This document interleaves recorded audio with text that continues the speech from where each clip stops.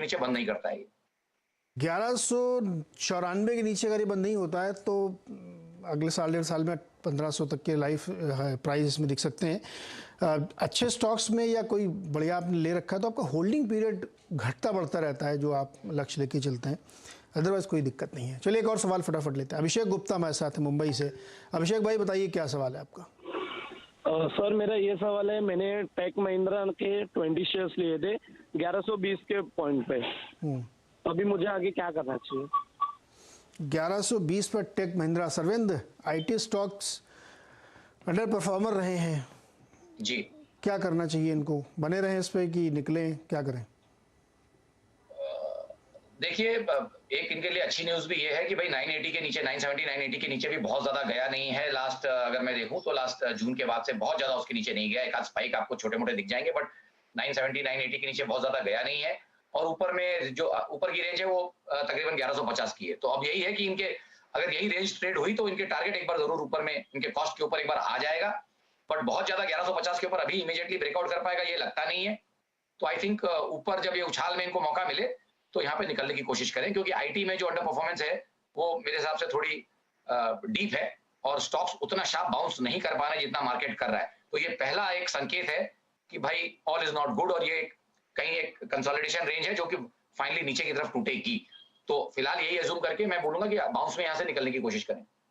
Bounce में निकलने की कोशिश करिए क्योंकि अभी भी कट्स हैं इसमें। नंद कुमार जी हैं चिंचवाड़ पुणे से हमारे साथ। नंद कुमार जी नमस्कार, सवाल बताइए अपना सर। गुड मॉर्निंग सर, मेरे पास एक्चुअली इरकॉन इंटरनेशनल के 400 शेयर्स है एट द रेट 49, तो क्या कर सकते हैं? सर इरकॉन में क्या करना चाहिए? 49 रुपये 10 पैसे पे इन्होंने खरीदारी की है, अभी तो थोड़ा फायदा हो रहा है इनको। नहीं देखिए, इसको लास्ट टाइम हमने डिस्कस किया था, अच्छा स्टॉक है, हमारे रेगुलर कवरेज में रहता है, तो टाइम टू टाइम हमारे भी इसमें ट्रेड्स रह सकते हैं। तो ये मैं डिस्क्लेमर दे दूं इनको क्लियरली, और डेफिनेटली इसमें इनको एक दूसरी राय लेनी चाहिए। जो लास्ट टाइम बोला था मैं वही बोलूंगा, मैं रोज रोज तो चेंज नहीं करता हूँ, सबको मालूम है। व्यू बनाया तो एक 3-6 महीने की कोशिश करता हूँ उसको होल्ड करने की। तो लास्ट टाइम जो बात यही हुई थी कि भाई ताजा बढ़िया वॉल्यूम लेड ब्रेकआउट हुआ है। अब ये अपनी कोशिश कर रहा है कि अपनी जो पूरी की पूरी रेंज है जो इसने तकरीबन लास्ट 2018 के बाद से बनाई है उसके अपर एंड पे ये है। आई थिंक 53-54 के लेवल्स रहे हैं इसके ऊपर के, एक आध स्पाइक उसके ऊपर गया है, बट मैं देख रहा हूँ लार्जर टॉप्स जो इसके रहे वो 34 रुपए से लेके 53 रुपए के बीच में ये ट्रेड हुआ लास्ट 2.5-3 साल। अब ये पहली बार 53 रुपए को निकालने की कोशिश कर रहा है और उसके ऊपर खड़े रहने की कोशिश कर रहा है। तो व्हाई नॉट, मैं क्यों निकलूंगा यहाँ से? अगर मेरे पास ट्रेड है तो मैं बने रहूंगा और मैं कोशिश करूंगा कि अब ये 3 साल की रेंज का ब्रेकआउट होगा तो फटाफट 6-9 महीने में मेरे पैसे बनेंगे। तो मेरे हिसाब से ट्रेड में बने रहें और डेफिनेटली अब आपको टारगेट देखना पड़ेगा, उसके हिसाब से स्टॉप लॉस ढूंढना पड़ेगा। तो मेरे हिसाब से इमीडिएट यहाँ पे मुझे लगता है जब रेंज ब्रेकआउट हो जाएगा तो 70 से 72 के टारगेट्स और 9-12 महीने से प्लस जिसका होराइजन है उसके लिए मेरे हिसाब से ये स्टॉक 90-100 भी जाएगा। तो उतने जब लंबे आपने दायरे ले लिए तो स्टॉप लॉस थोड़ा मेरे हिसाब से वाइड लगाना चाहिए यहाँ पे, और मेरा स्टॉप लॉस आएगा तकरीबन 45 रुपीज के नीचे। तो 44-40 का एक स्टॉप लॉस अगर आप लगा सकते हैं इसमें तो मैं आपको टारगेट और दायरे भी बड़े दे रहा हूँ। 44-40 का एक स्टॉप लॉस और फर्स्ट टारगेट 70-72, सेकंड टारगेट 90-100, इसके लिए आप इसको रखें 9 से 12 महीने के लिए मिनिमम। से 12 महीने के लिए इरकॉन रखें और इसमें ऊपर जा सकता है। डिस्क्लोजर है इसमें, इसलिए आप एक राय और ज़रूर ले लीजिएगा कोई भी इसमें ट्रेड इनिशिएट करने से पहले। चलिए अगला स्टॉक लेते हैं। संजय कुमार हमारे साथ जुड़ रहे हैं पटना से। संजय जी नमस्कार, सवाल पूछिए अपना। हेलो जी गुड मॉर्निंग सर। जी गुड मॉर्निंग सर, हमारे पास कमेंस इंडिया का नवंबर का 1380 रुपया का वो कॉल ऑप्शन है। तो सर हमने एक्सपर्ट एडवाइस से ही लिया था, वो 10 तारीख को मानस जायसवाल सर के अकॉर्डिंग वो 55 रुपए के टारगेट के लिए।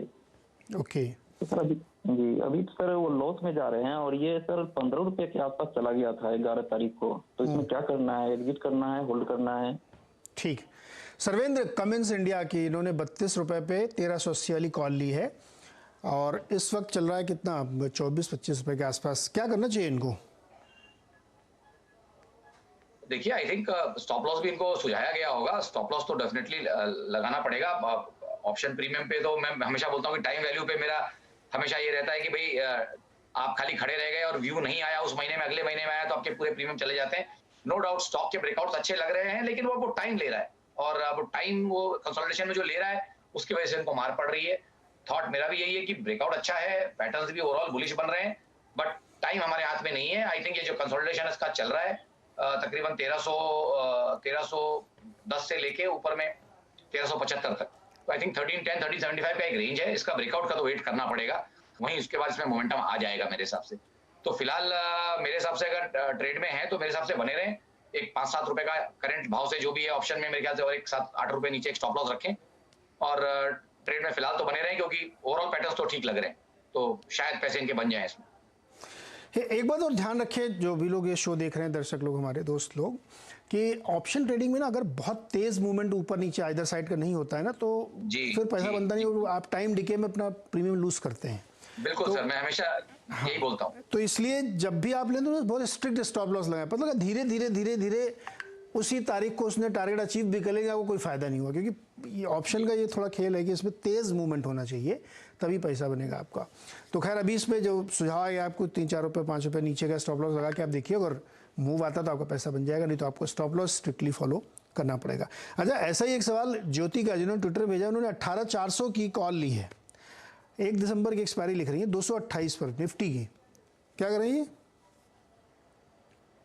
देखिए, इनको तो राय मैं वही दूंगा जो मेरे ओवरऑल व्यू है कि भाई 18,400 के ब्रेकआउट के ऊपर क्लियरली सस्टेन करेगा तभी मोमेंटम पकड़ेगा। तो बात वही होगी कि ये भी टाइम वैल्यू में अपने पैसे डीके करते रहेंगे।